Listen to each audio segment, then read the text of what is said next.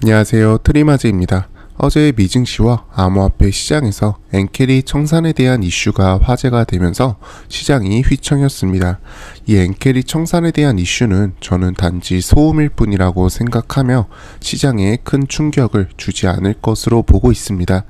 이번 영상에서는 엔캐리 청산에 대한 저의 관점, 그리고 미증시 개별 종목 관점 공유드리도록 하겠습니다. 영상 시작에 앞서 구독과 좋아요, 댓글 한 번씩만 부탁드립니다. 지금 사람들이 겁내는 이유는 작년 8월 이때 조정은 엔캐리 청산이 일어나면서 시장에 조정을 주었습니다. 그렇다면 여기서 말하는 엔캐리 청산이란 무엇일까요? 먼저 저희가 이해해야 할 것은 엔캐리 트레이드입니다. 엔캐리 트레이드를 쉽게 설명드리자면 금리가 낮은 국가에서 돈을 빌린 후에 금리가 높은 국가에 투자를 해서 수익을 얻는 행위를 말합니다.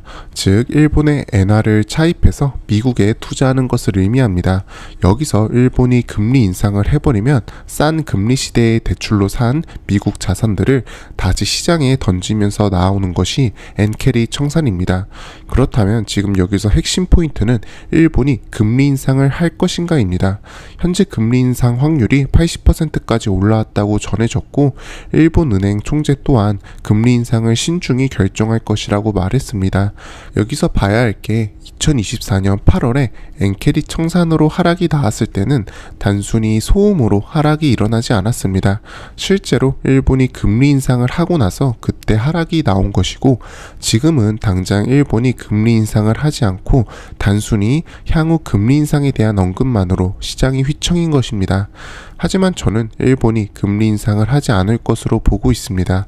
제가 11월 초에도 12월 미국이 금리 인하를 할 것이라고 말씀드렸을 때 금리 인하 확률도 매우 적고 연준의원들도 금리 인하 가능성이 적다고 하는데 저희 관점이 이해가 안 가셨을 겁니다. 하지만 11월 말에 미국의 12월 금리 인하 확률이 80%까지 올라갔었습니다. 지금도 마찬가지입니다. 제가 지금 구독자분들께 엔캐리 청산 위험이 있으니 큰 조정이 나올 수 있습니다 라고 말하는 것이 저한텐 편합니다. 왜냐하면 부담스럽지 않기 때문입니다. 조정이 안 나오더라도 상승하면 그만이죠. 하지만 이런 것들을 두려워해서 저의 솔직한 거시관점을 전해드리지 못하는 것은 아니라고 생각합니다. 그러므로 저는 일본이 금리 인상을 하고 엔캐리 청산이 일어날 가능성은 낮게 보고 있습니다. 근거를 설명드리자면 저는 늘 말씀드리듯이 차트와 파동 분석에도 시간을 쏟지만 거시 분석, 매크로 분석의 시간을 더 쏟아붓습니다. 그만큼 중요하다는 뜻이겠죠.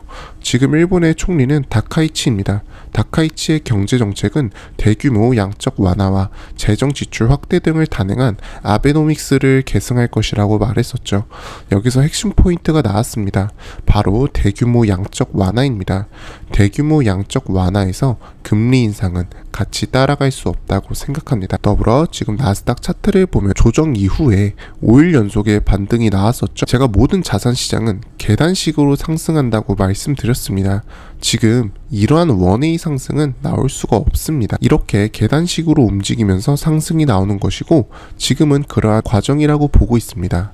나스닥이 조정 이후에 5일 연속 양봉이 나오면서 약 6% 원웨이로 상승을 해줬으면 그에 따라서 하락 파동이 자연스럽게 나오고 다시 상승, 하락, 상승 이러한 계단식 상승 추세를 이어나가는 것입니다. 제가 어제 영상에서 QQQ 만기 옵션에 따라서 지금 QQQ는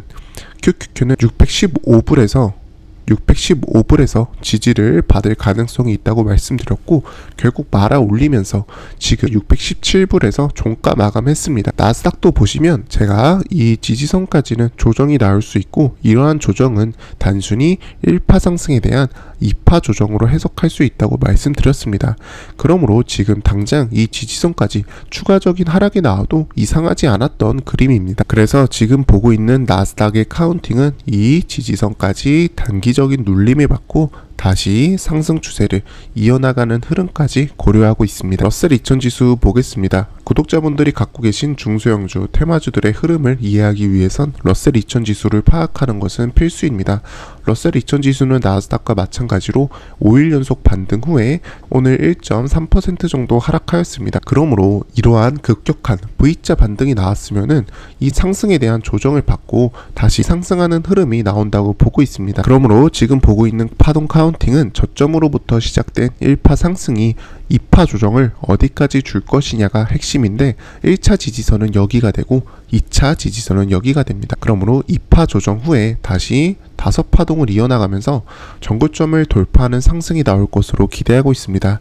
즉 전고점을 돌파하면서 상승이 나온다는 것은 저희가 직전에 있었던 이 구간에서 중소형주와 테마주에서 강한 상승 랠리가 나왔었기 때문에 이번에도 마찬가지로 중소형주 테마주에서 많이 조정을 받았던 종목들에서 빠른 가격 상승 회복이 나오는 모습을 기대하고 있습니다. 엔비디아 보겠습니다. 엔비디아는 현재 이 메인 지지선 구간을 어떻게든 지켜주려는 모습을 보여주고 있습니다. 그러므로 오늘 있었던 이 양봉에 대한 움직임은 긍정적으로 해석하고 있으며 이러한 양봉이 2-3일 정도 반복되면서 다시 지지선 위로 안착하는 모습이 나와야 엔비디아의 추후 좋은 상승 모습을 기대할 수 있다고 보고 있습니다. 그러므로 아직까지는 엔비디아의 움직임이 결정나지 않았다고 보고 있고 이번 주 내로 엔비디아가 이 지지선을 완벽히 하방 이탈하는가 아니면 상방으로 상승해서 다시 지지선 위로 안착하느냐가 핵심으로 보고 있습니다. 결국 지금의 메인 지지선의 핵심인 이유는 여기서 만약에 엔비디아가 이러한 헤드앤숄더의 모양으로 움직이게 된다면 지금의 이 넥라인을 하방 이탈하면서 추가적인 조정이 나올 수 있기 때문에 이 메인 지지선을 지켜볼 필요가 있습니다. 테슬라 보겠습니다. 테슬라는 지금 기존 관점대로 움직여주고 있는 상황입니다. 제가 이 박스권 구간에서 테슬라의 A, B, C에 대한 하락 파동에 대한 하락 추세의 힘을 분산시키는 모습이 나올 수 있다고 말씀드렸고 이 힘을 분산시킨 이후에 지금 계속해서 좋은 상승의 움직임을 보여주고 있습니다. 그러므로 테슬라는 지금 저점으로부터 시작된 이 1파 상승 이후에 단기적으로 2파 조정 눌림 이후 다시 3파 상승으로 진행되는 흐름 또한 기대하고 있으며 결국 지금 보고 있는 파동 카운팅에서 테슬라는 12월 말쯤에 이 전고점 부근을 돌파하면서 좋은 상승의 모습을 보여줄 수 있다고 기대하고 있습니다. 아이렌 보겠습니다. 아이렌은 지금 상승 웨지 패턴에 따라서 이 지지선을 하방 이탈하면서 지금 조정이 나오고 있는데 지금 제가 말씀드렸듯이 아이렌이 추가적인 조정이 나오는 것보다는 지금의 박스권 구간에서 하락 추세에 대한 힘을 분산시키고 다시 상승하는 모습이 나올 수 있다고 말씀드렸습니다.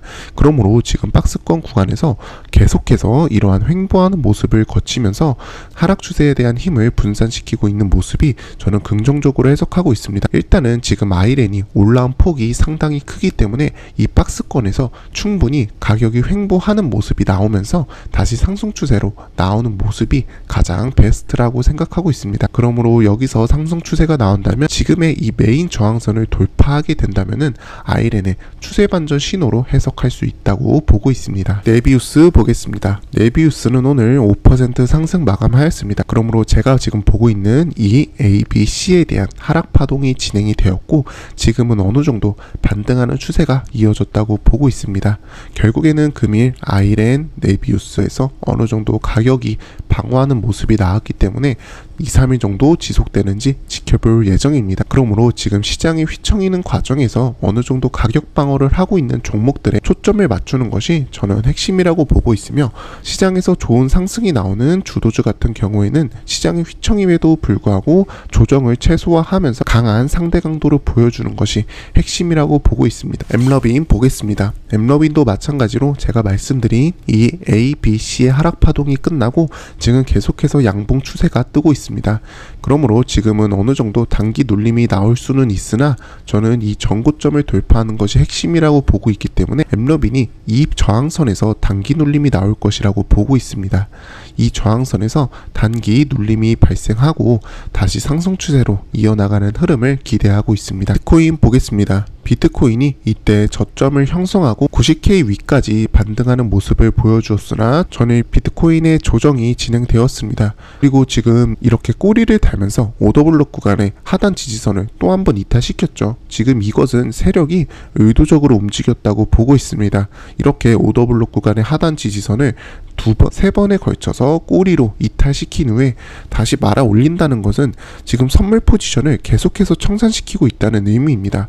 즉 현물 입장에서는 단순한 단기 변동성으로 해석할 수 있지만 지금 비트코인 선물 시장에서는 이러한 움직임이 크게 작용을 합니다. 제가 직전 영상에서 말씀드렸던 현재 파월 의장과 트럼프의 의도적인 움직임은 곧 레버리지 물량을 다 털어낸 후에 12월에 유동성을 공급하면서 다시 시장을 상승시킨다는 것이 목적인데, 지금 이러한 움직임만으로도 비트코인 선물 포지션, 즉 레버리지 포지션이 청산당하면서 마지막까지 탈탈 털고 있는 모습입니다. 그리고 코인이 월봉 마감을 90K 이상에서 마감을 해주었기 때문에 저는 이러한 모습이 긍정적으로 바라보고 있고, 이 월봉 마감 이후 직후에 이러한 하락이 발생했다는 점이 저는 어느 정도 의도적으로 세력이 움직였다고 보고 있습니다.